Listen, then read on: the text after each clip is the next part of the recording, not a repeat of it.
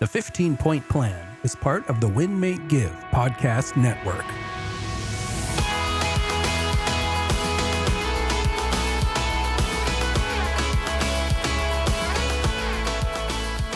Welcome to another episode of the 15-Point Plan podcast. My name is Ryan Greigg, and as always, I am here with my amazing co-host, Jacqueline Smith. But today is another one of those very exciting episodes where we have an amazing special guest that I think everybody is going to be so excited to hear from. Jacqueline introduced me to this guest a while back, and we have been eagerly anticipating the day where we can interview her, learn from her, and have her speak to our listeners in regards to the 15-Point Plan, the health and wellness, and really how that can tie to your business and, more importantly, to your life. I'd like to spend just a quick minute and introduce this person. They are a teacher at the National Academy of Sports Medicine, Kinesiology, Anatomy, and Physiology. They've competed in dozens, actually over 50 NPC classes. They personally teach and coach competitors at the pro and amateur level. They have helped many people lose over 100 pounds and keep it off. I love this. They have led people to replace addictions with sobriety and fitness, and they coach some of the top business leaders from all across North America to make health and wellness a priority. 15-Point Plan, I would like to welcome to our podcast, Shannon Cheplak. Shannon, say hello. Hello. It's so great to be here. Thank you. It is great to have you. Jacqueline, I am going to let you just jump right in because tell us where you heard about Shannon. Yeah, I'm excited for this one. I actually don't know that I formally even met you, but I saw her speak at an event in Scottsdale recently. And I really loved her presentation and how she explained the different, concepts or pillars of health and wellness. And I've been on, as a lot of our listeners know, a health journey the last few years. And we talk a lot about 4 out of her 5 pillars that she's going to talk about today. But I just really loved the way that you explained things, Shannon. So Shannon Cheplak is here with us, and we're just going to hang out and have a conversation and see where it goes. So say hi to everyone. Hi. I absolutely love that. And you know what? This is something I say often is through all the education and all the things that you learn through nutrition, through training and all of that, 99% of that is noise to other people. We really need the 1%. There's 1% of what you learn in the education that most people need. So we try to, between me and my husband, run Cheplak Wellness together to make that so simple that anybody can do it for the rest of their life, because everybody's worrying about the other 99% and they don't need that. They just need the basic, simple things to start instead of worrying about all the other details. Yeah. It's so good.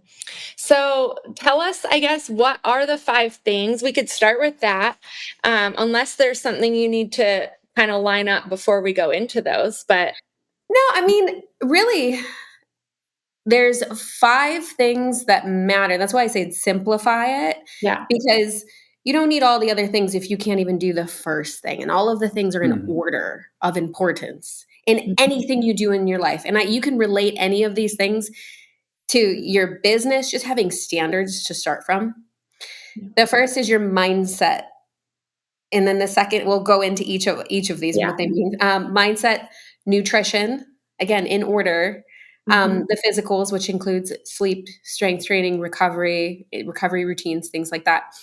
Over-the-counter supplementation, 4th on the list. And then 5th on the list, we do talk about annual health checkups, things like that.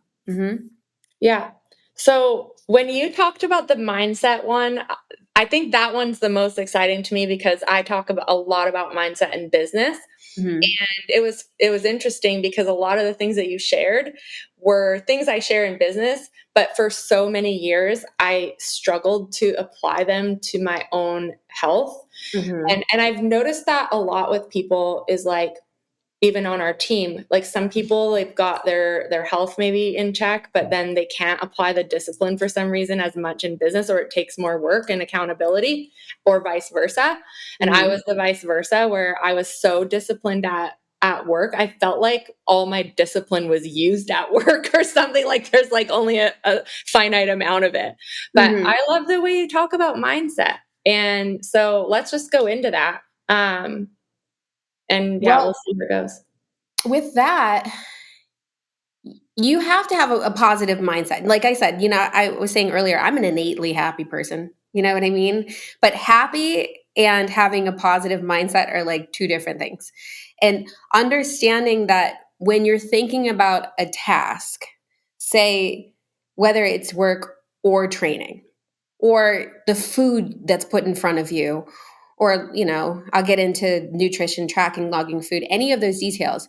When you're thinking about that and you have a negative thought about those things, it automatically is a negative experience, no matter what.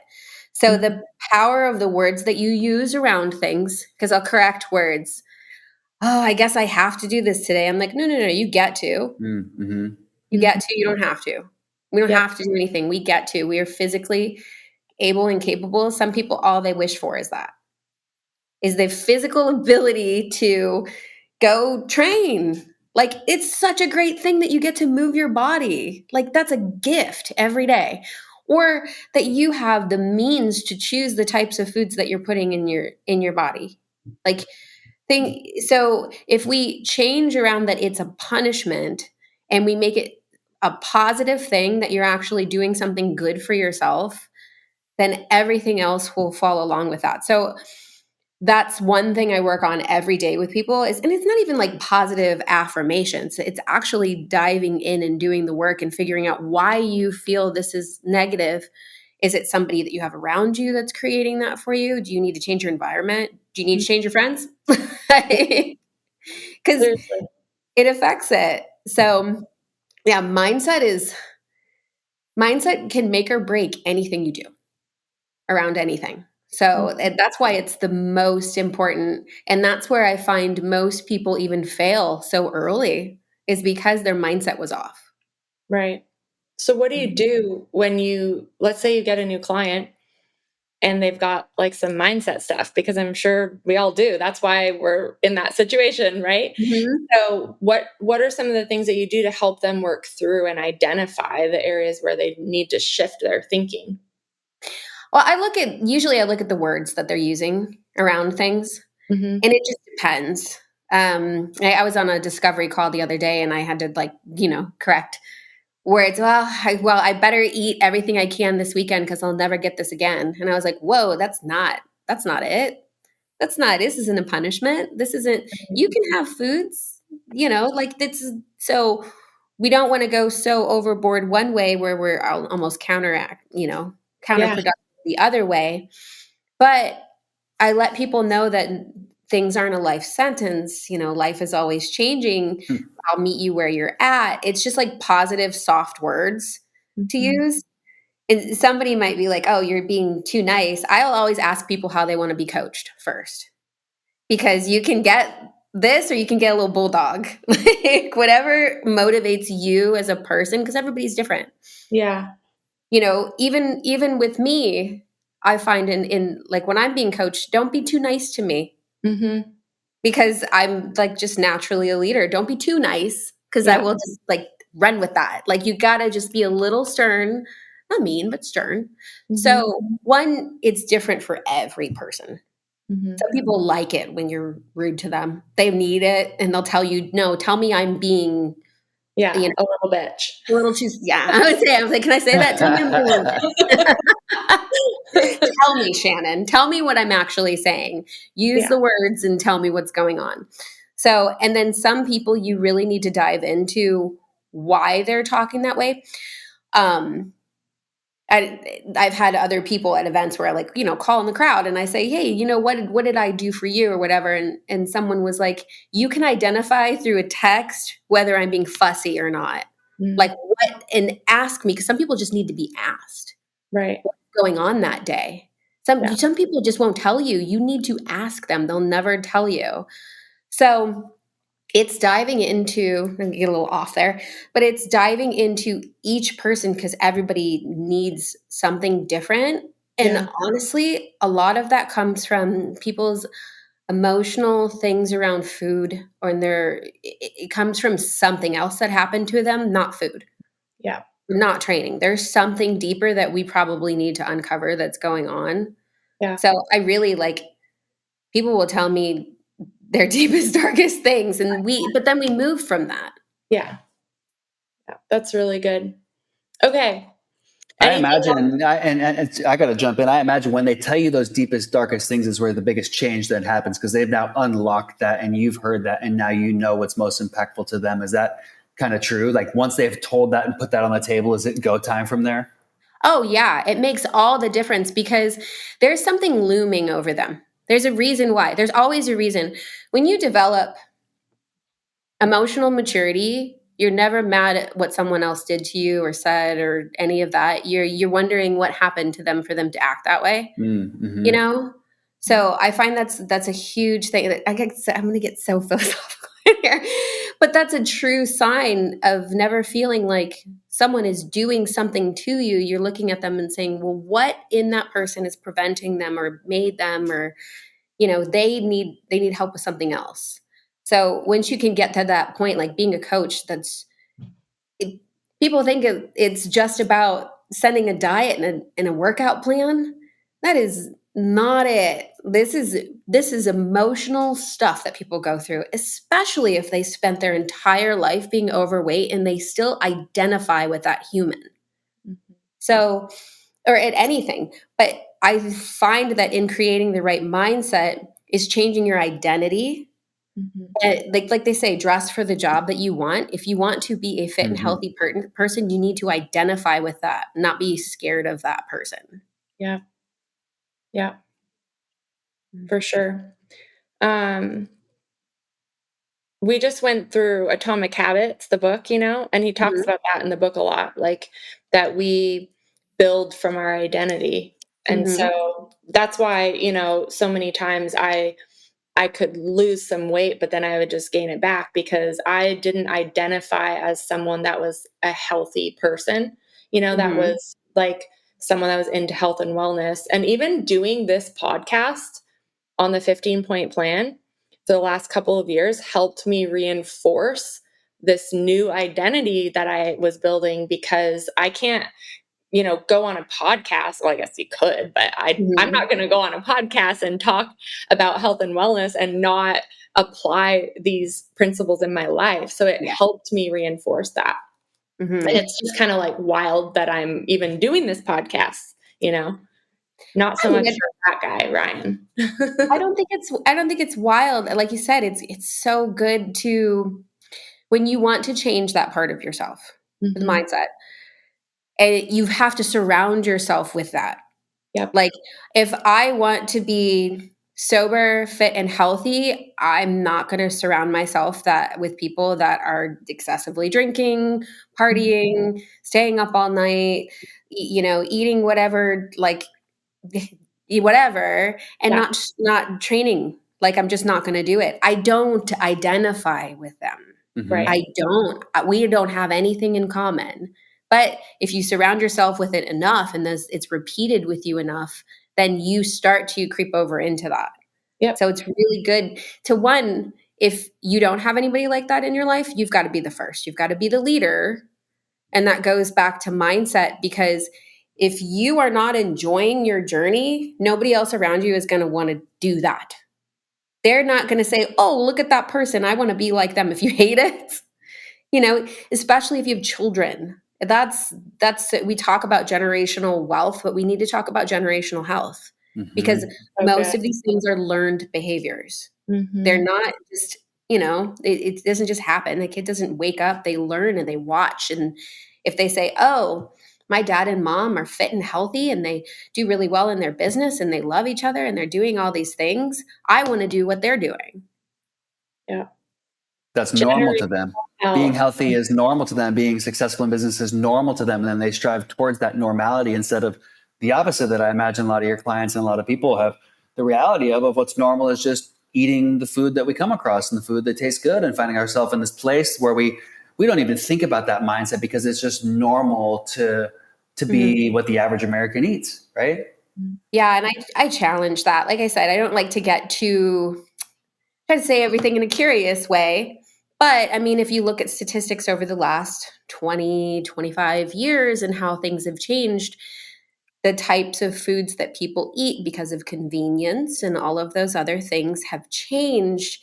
And that makes, and it also people are more sedentary because we have more, and obviously I work on social media. Like that's my life. But you increase the screen time and things like that, and not the actual like outside activity.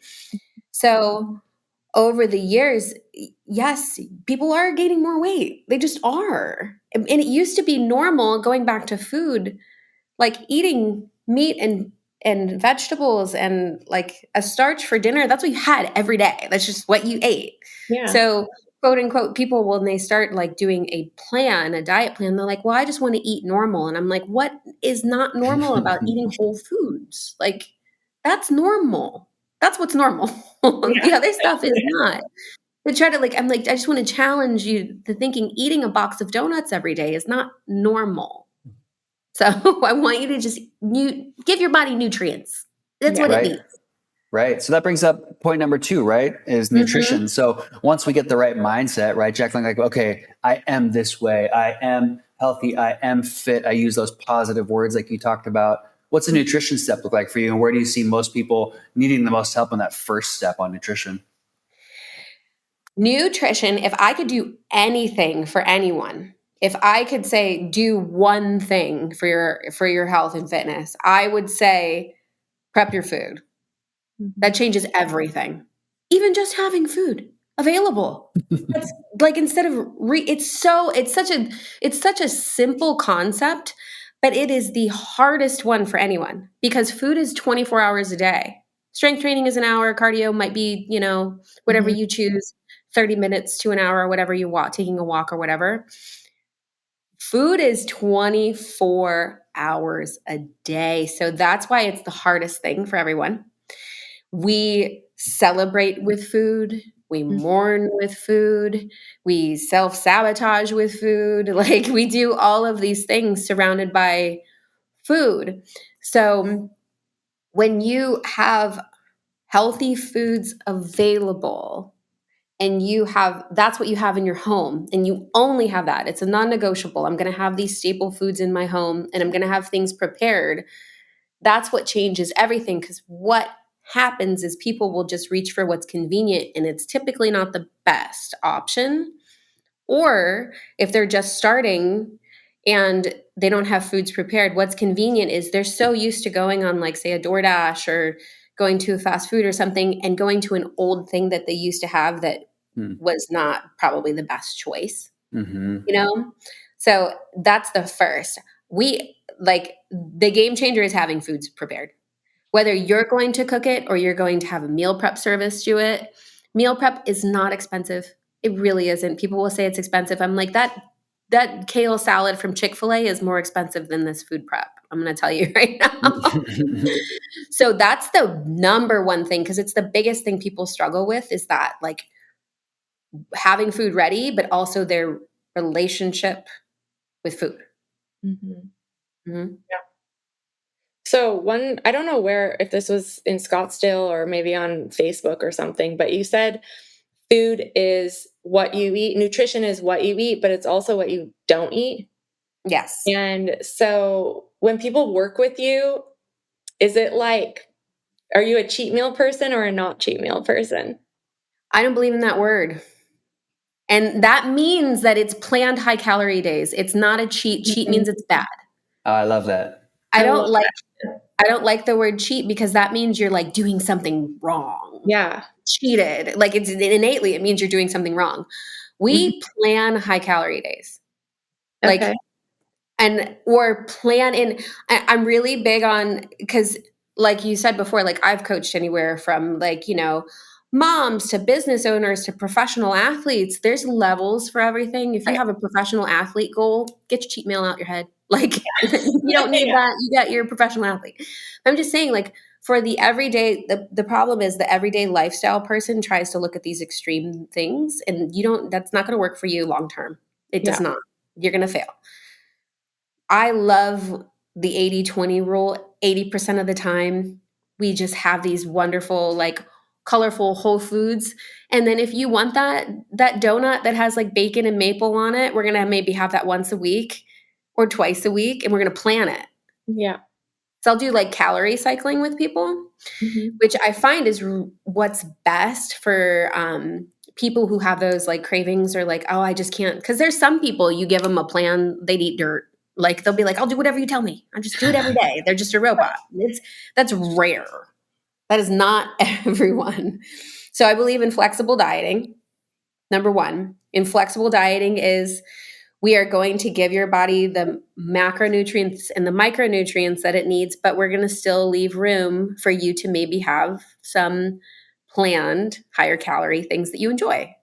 Meals. I had a client every Friday, dinner with her husband at a new restaurant. That was a part of their plan. So we just worked that into the week, Yeah. Does anything change around that, Shannon? Like, does anything change like on that higher calorie day? Are they doing more cardio or more weights, or does anything else around that change when? That's the biggest thing with cardio. I don't do a punish and rewards with cardio. And I feel like if someone eats more food, then they are worried they're going to have to do more cardio. When over time, as your strength training, your body wants those calories, Right. So here's a couple things that you can do with it. It depends on the person, if you can it's because the calories are it's whatever net calories you're having throughout the week. So if one day you're having 1,500 calories and the other day you're having 2,000 calories, it's the average between the two is what you're really having, because the body doesn't know that it's been 24 hours. Yeah. It just knows consistency over time. Your body doesn't know like Yeah. you had something funny. It's this because people were like, you have to eat this within this time window. I'm like, your body doesn't know that.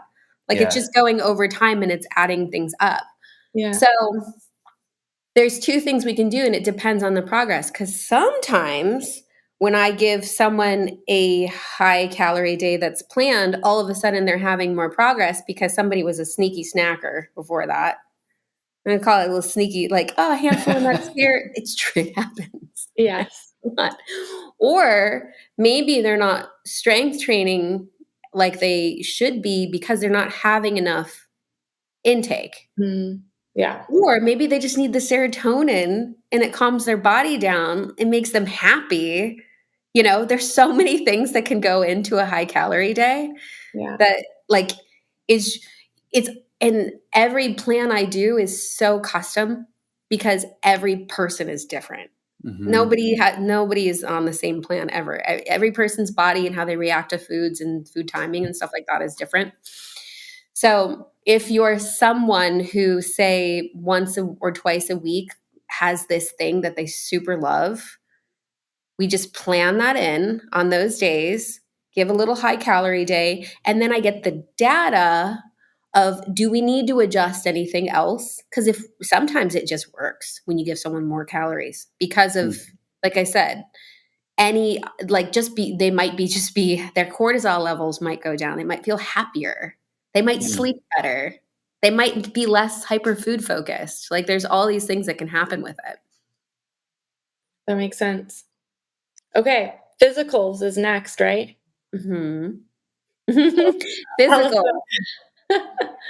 Physicals. So physicals are strength training. I believe, I'm going to go through each. Everyone needs to strength train. Women, you're not going to get too muscular. That is impossible. I've been trying for 20 years to get too muscular. It's not yet. It does not work that way. You can't pick up a 5-pound weight in the gym and worry you're going to get too big. You have to intentionally be doing that. And the word muscle and tone are the same thing. Like, I want to get toned. Or I want to look more muscular. It's just, you want to lose body fat and you want to build a little muscle. That's just how it works. Strength training is, if I could choose anything for someone to do between cardio and strength training, I choose strength training because of the long-term effects it has for your body, your bone density, Your, muscle increases metabolism. It protects your joints, literally makes you age in reverse. Like, there's so many things that having more tissue, more lean mass on your body can do to benefit you. You sleep better, you burn calories in your sleep. There's all these things. Improves your mood. Workouts improve your mood. It's the most underused antidepressant is going to the gym. It's like, just go to the gym. You'll feel better. I promise you. So that's why, like, everything I say is on strength training. This is the only thing I'll ever debate with people on. People will be like, women shouldn't strength train like that. I'm like, why? Tell me why. There's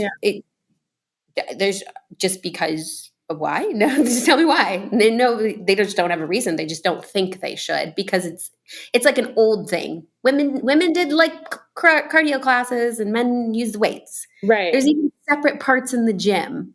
Yeah. Right. And you're like, no, that's not necessary.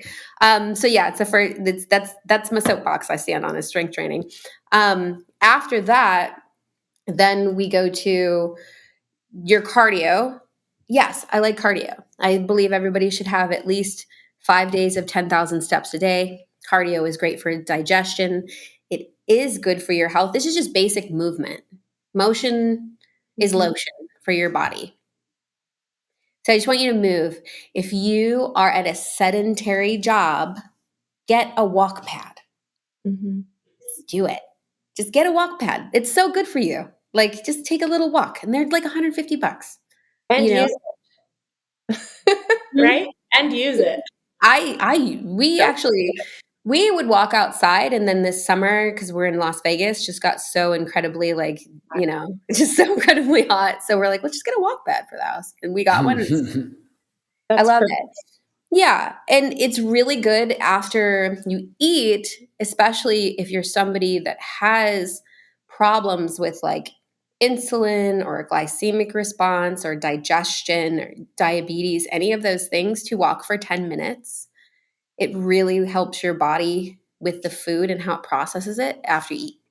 So walking, just either do 10 minutes. I mean, not 10 minutes, I'm sorry, 10,000 steps or 30 minutes of zone 2 heart rate cardio 5 days a week, just to keep yourself right. And zone 2 heart rate, I'll tell you what that is. It's 220 minus your age. That's your maximum heart rate. If you times that by 0.7, that's mid-range zone 2 for you as a person. It depends on your age. Oh, okay. So can you say that again, Shannon? Because that was actually super helpful. I heard Jacqueline's aha moment there. Can you break that down again? Because you hear that a lot these days. Like, oh, you should be in zone 2 for X amount of minutes. You said 30 minutes, 4 to 5 times a week. Yeah. I mean, here's the two. I like to meet people where they're at too. If you're not moving at all. Yes. Let's just start with 1 or 2 days, and then we compound on that. Because again, there's other like extreme programs that people do that take them to this extreme thing. And maybe you can keep that up for a couple weeks because you're gung-ho about it. But long-term, that's not going to be the move. That's right. So I want people to just meet them where they're at. Like, if you're a sedentary person, you can start with a couple days a week.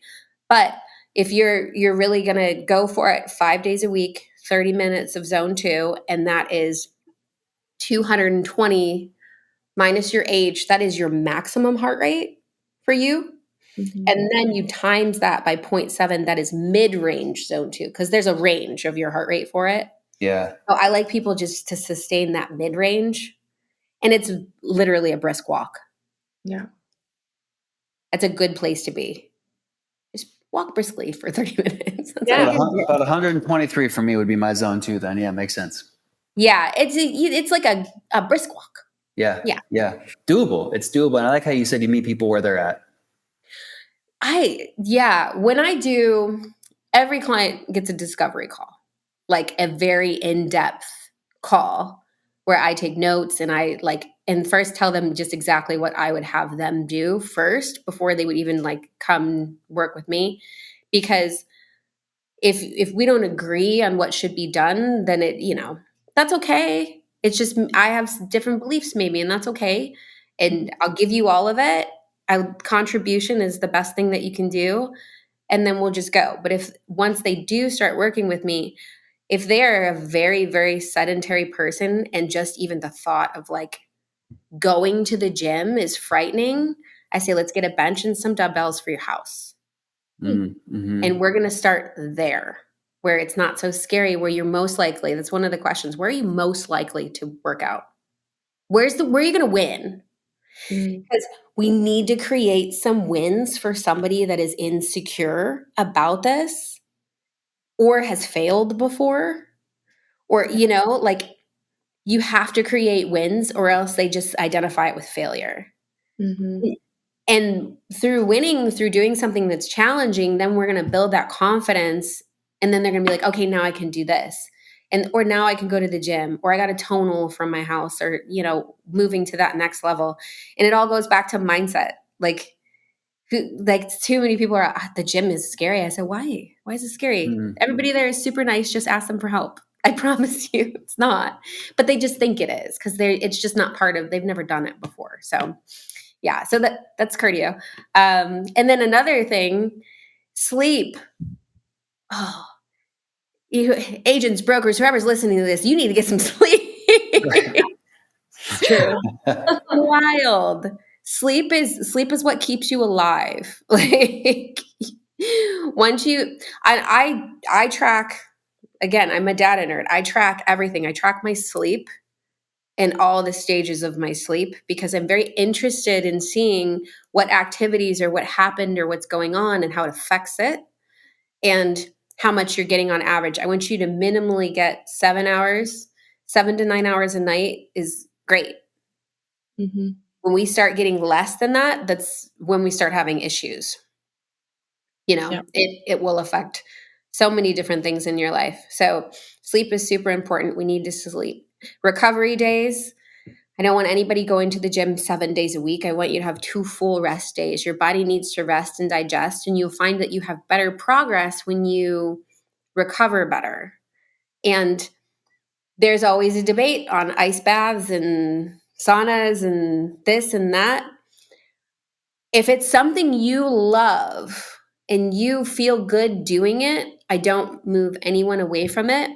I'm a like a hot bath person, like an Epsom salt bath. Like I like that for recovery. But I never do anything right after strength training because the point of strength training is that you're like tearing muscle fibers. And that's the point of it. So we don't want to stop that. We don't want to stop that process. So the further out it can get, like if it's the next day or like if you did strength training in the morning and it was later that night, then you could still get the benefits of actually the muscle tissue growing and not like stopping the process. If that makes sense. I know I'm trying not to get too technical. No, I like it. I would have never thought of that before. So yeah, because there's debate. Yeah, there's debate around like cold plunge or ice baths directly after a workout. That's not good, right? Or strength training, I should say, right? Like you don't want to do a cold plunge right after your strength training because it's going to prevent what you just said, isn't it? It's stopping the process basically. So like because you're trying to strength train to create tissue, and the tissue gets created because it tears and it heals and it tears and it heals. You can use it, but I just don't recommend anything so close to strength. And it just depends on the human because some people do those workouts just for like the cardiovascular reasons, so they're not trying to like. You will build muscle still, but if you're someone that's just working on actually doing body recomposition, it's going to stop that muscle growth a little bit if it's right after your workout, for sure. Because I used to do ice baths. I used to do like competitive mountain bike races, and I would do those, and they were like 24 hours long, like 6 to 24 hours long. After that ice bath. Yeah. I don't want to feel that. Yeah. So that's a completely different thing, and ice baths are not, some people just do ice baths because they're hard and they want to, do something hard, which is great. If that helps you and it teaches you can do hard things, then that's totally fine. But in the sense of, do I think you should right after strength training? No. Do I think they're bad? No. But I just wouldn't do it right after, in my personal opinion. It's good. Okay. Number 4, supplements. The first thing anybody asks for is, what do I take? What Yeah, do I 'cause take? we wanna take stuff. We don't wanna do stuff, I Shannon. know, they just wanna take a pill. A magic if I could take a magical pill, I would. It doesn't exist. Magical supplements. I'll get messages of like screenshots of things that come across Instagram or Facebook Mhm. feed. Should I buy this? It keeps coming across my feed. I'm like, no, that's exactly why you shouldn't buy it. Yeah.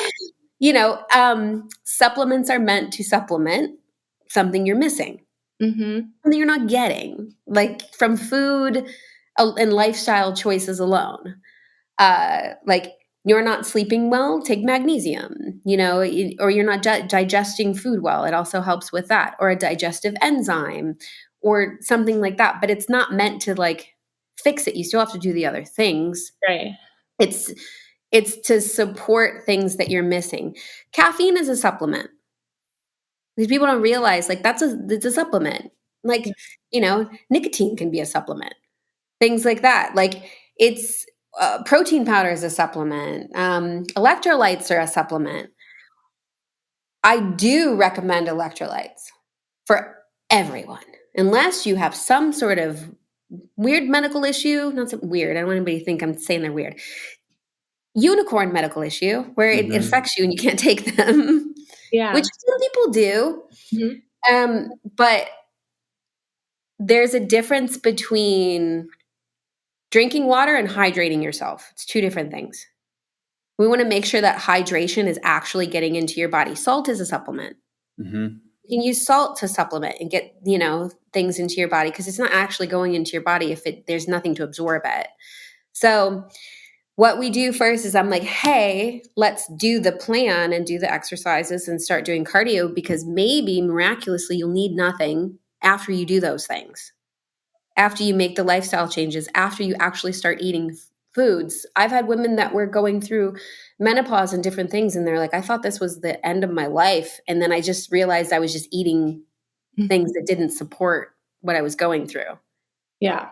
Food is like, you want something that's magical? Food can be magical. There's like supplements, no. But do I take supplements? Yeah. I take collagen every day. I love it. There's a debate on if collagen even works. I don't care. I like it. Like You see I benefits feel from like it. it does. Yeah. Yeah. Like, but it also has brain octane oil in it, MCT oil. It's grass fed ghee. There's other things in it That are that good. Yeah. and I start my day off with that in my coffee every day. But first, I have water. Mhm. You want to with electrolytes in it. Because you don't want to wake up and dehydrate yourself before you hydrate yourself with coffee. True. So do I believe in them? Yeah. Like they all have a purpose, but we want to make sure that we're not just doing it because our friend is using it or we saw an ad. Like if you don't like vegetables, have a greens powder. If you Yeah. don't like berries, have a red powder. Like there's things that you can do because you're not doing these things in your life, but don't just like think that that's you can still eat like crap and you drank a muscle milk and everything's gonna be different. It Say sounds like say the funny thing that you always say about groceries and supplements. You haven't even bought your groceries yet. Why are you worried about supplements? Yeah. Why? yeah. Yeah. Like you haven't even bought groceries. Like Let's you're do worried that. about you just want to. I'm going to go to the vitamin shop right now. I'm like, go to the grocery store. I want that magic pill. Dang it! I want the magic pill. They No. do, and it's so. I mean, I grew up in I grew up in the '90s. I'm in my 40s. I grew up in the '90s. Like I know the let's do this cleanse or this magical thing or this, and that's how it was. I felt like, and there Mhm. was no protein powders. There was nothing. It was like nothing available. There wasn't protein bars. Were like these hard Gross. rocky. Oh, it was awful. Everything tasted so bad. So we live in this age where now everything's tasting good, but we have so much more education on why things work and why they don't. And Yeah. it's because of social media. Like it's because that's why, because we can communicate it about it more. But man, it is a really good time to be starting a health and fitness journey because like there's just everything is at your fingertips right now.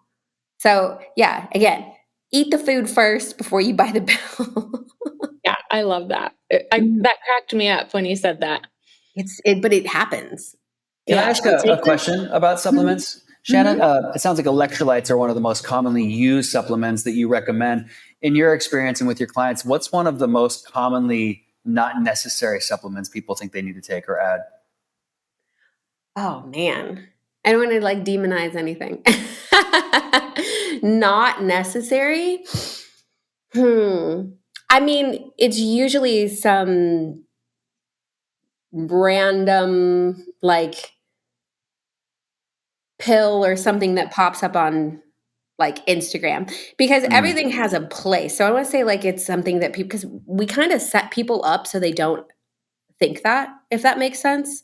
So I find with every client, it's how you set up your discovery call is how the coaching goes when you kind of lay these things out. And on me, honestly, most of my clients, this is what I love to do.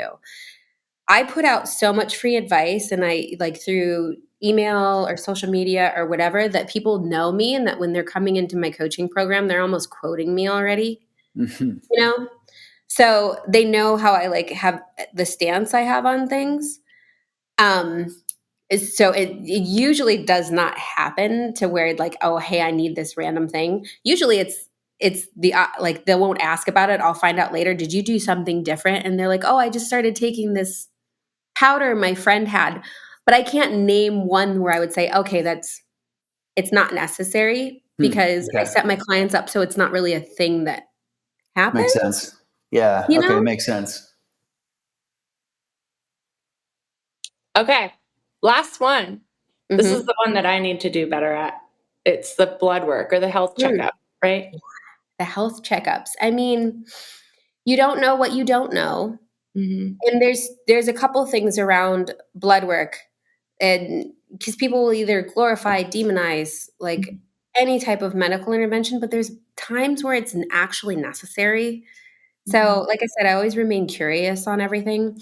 But if you're doing all the things and you actually are, and you're still having issues and you've been doing for a certain amount of time, maybe we need to dive deeper on it. So I believe on, especially after the age of 35, getting your hormones and your thyroid checked twice a year. And it's not saying it's checked that you could be getting great news. Just know, like just have the knowledge of what's going on. There's just so much other testing you can do, like metabolic panels and cortisol panels and things like that. But just as like a basic, because people never know, if you go onto a website to order blood work, there's like 35 different things that you can do. Yeah. And that's for an optimal athlete. You don't need all that crazy stuff to start. You just need to know where your hormones are and what your thyroid's doing. And then from that initial blood work, I love to get it done right before a client starts so that in 3 to 6 months, we can check it again and say, oh, look at all this stuff that happened. Look at this magic that's going on. But it's really good just to have that. You need to have that. Now, medical intervention can be something that's very necessary. And I really, really believe, and people can disagree with me or whatever, that when someone does not get to 400 pounds without having a food addiction, you can't not have an issue and gain weight like that. So I do believe in those situations that medical intervention is life-saving, where I think that it could be used and abused is somebody wants to lose 10 pounds for vacation to fit into a bikini. Like, we don't need that. We just need to maybe go to the gym for a week or two. So, like I said, I always try to remain curious, but also as people age, hormone levels change, testosterone, estrogen, progesterone. If you catch these things beforehand, you may not have that, menopause, or even for men where they finally go in and they were wondering why they had all of these feelings of, one, just sadness and doubt and craziness. And they were gaining weight and had no energy, and they find out their testosterone's 200. Right. Like, maybe you need a little help, and that's okay. So that's why I think it's really, like I said, you don't know what you don't know. And it's really important to get it looked at so then you can make the next steps to just feeling really good. Mm-hmm. Yeah. Mm-hmm. We don't realize how bad we're actually feeling because we're just in like this low grade, like, feeling bad for so long. That was me. People think that it's normal the way that they're feeling and they've never felt any different, Yeah. and that's, I share it because I want people to wake up. I'm like, I know the feeling, Hmm. and then you can just change it and wake up and feel so good Yeah. every day. Like, I want you to have that good feeling. I want you to be giving yourself all of these good nutrients and moving because you can wake up feeling great every day if Yeah. you do. So, yeah, it's self-serving for me that you feel good, just. It's true though, because like a lot of our listeners are business owners, and Ryan and I talk about this all the time. Like, it's really hard to have a good mindset and like a positive outlook and regulate your emotions and all the things if you're like not sleeping, you haven't eaten all day, you're not exercising, like all these things, you're feeling bad, but then you want to be like this amazing leader and business owner. Mhm. Like, Yeah. doesn't work like that. No, and I'm gonna talk about a touchy subject, but if you're feeling then you're putting alcohol on top of it, it's Yeah. not gonna help anything because it's just when you're going through that tough time. So strength training puts you under intentional stress that actually helps you deal with other stress, right? Yeah. Yeah. So if you have other stress that comes in, if you drink to deal with it, then you're not actually feeling the stress. So Mhm. you're not mentally and emotionally maturing from that stress. It's just they've done, like I said, it's not an AA meeting, people. I'm Yeah. not sober, I just don't drink. My husband is sober. I just don't drink. I just choose not to. Mhm.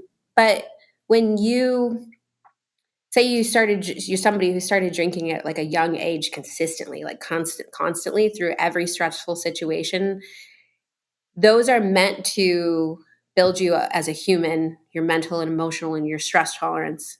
Mhm. So once you decide to get sober or stop drinking, there's studies that show that people who were addicts revert back to the emotional maturity of where they were before. Yeah. Mm. They never matured past Yep. that point because it was masked by, substances. Yeah. So it's really okay. I'll get off of that, but it's what because it's not an That's age. super interesting though, right? Like it's so fascinating to think like, what if you started drinking or using a substance that just made you not feel things when you were 18 or 19 years old? And then Mhm. you did that for a couple of decades, and then you stopped doing that. And now all of a sudden you're like, I want to get fit, I want to get healthy. And you stop doing those things and your emotional maturity level just plummets. And you really got to work through that. But imagine what that looks like on the other side when you work through it. So that's just like, it's so cool, Shannon, that you're helping people. You're not just helping people lose weight, you're helping people hit that next level, like the greatest level possible. And I really admire that in people like you. Yeah. I appreciate that. I'm like, oh, that's so nice. Thank I you. feel like we could have done like an episode on each one of these points that you went through today. Like, we just like barely scratched the surface. And so maybe we'll have to have you back on another time to like dive deeper. But how do people get a hold of you if people are listening to this and they're like, oh my goodness, she's speaking my language, like I need her in my life? What should they do? So Instagram or Facebook is, always the easiest way. Mhm. It's Shannon, Shannon, Lynn, Lyn, fitness. That's on Instagram. It's all one word. And then on Facebook, it is Shannon, Shannon Lynn. And then in parentheses, it says Cheplak because it won't let me change my name. It's like, you've been verified. You can't change it to a Yeah. different name. We also have a website, Cheplak Live Wellness, you know. Cheplak Live Wellness. Okay. Yeah. We also have a website if people want to check it out. But like I said, I'm here to help, you Yes, know.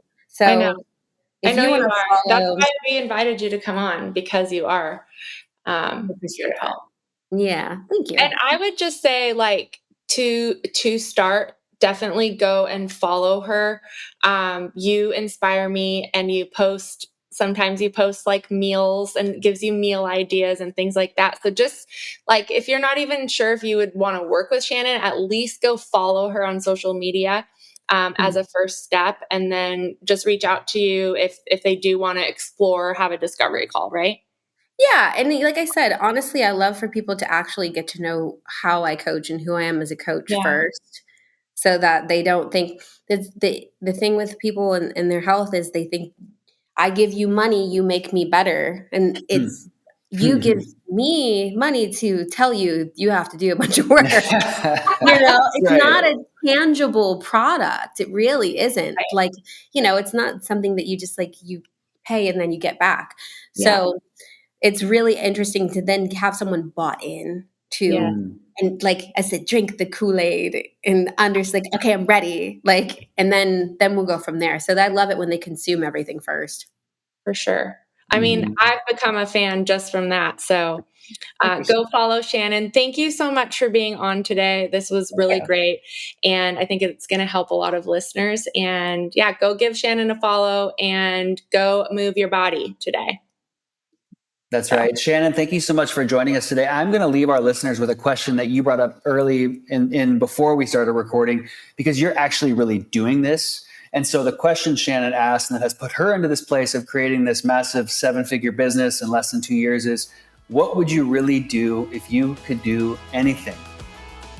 What would you really do if you could do anything? So congratulations, Shannon, for actually asking yourself that question and doing that dang thing.